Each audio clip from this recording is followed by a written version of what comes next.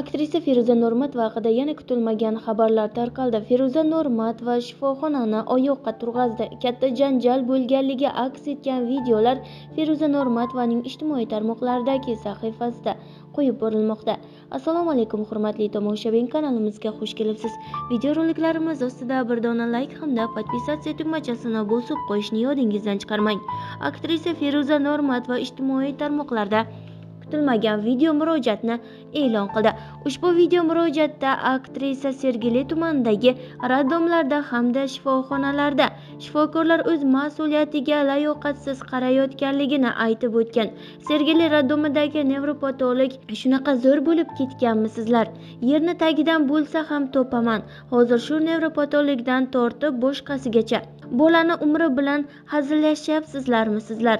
Agar bolaga nimadir bo'lsa, avvalo Alloh, men uni o'zim invalid qilaman, butun xalqni ko'taraman.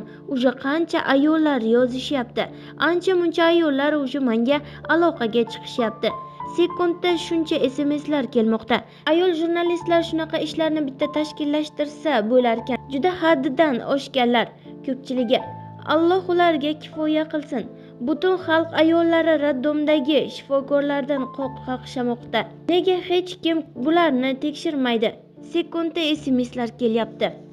Zudlik bilan roddomlarda tekshiruv qilib, chora ko'rishligini so'rab qolamiz. Belgilab qo'yinglar, kimlarga murojaat qilishimiz kerakligini. Biz roddomga kelganimizgacha bu gaplarni hech kim bizga aytmagan. Glavvrach xonasida gaplashdik, lekin men ona bolani birga ko'rmagunimcha tinchimayman. Aktrisaning ma'lum qilishicha, yaqin insonlaridan biri yaqindagina ona bo'lish baxtiga musharraf bo'lgan. Ammo layoqatsiz doktorlar va tajribasiz akusher-ginekologlarning mas'uliyatsizligi sababli ona hamda bolaning ahvoli yomon. Bola reanimatsion bo'limiga tushib qolgan, ammo onaga 2-3 kundan beri bolani ko'rishga ruxsat berishmayapti. Hamda bolani nevropatologga ko'rsatish kerak bo'lgan paytda nevropatolog qachonki vaqti bo'lsa bolaga qarashini ma'lum qilgan. Feruza Normatova bunday holatdan jahli chiqqan va shifoxonada janjal ko'targan deyiladi xabarda.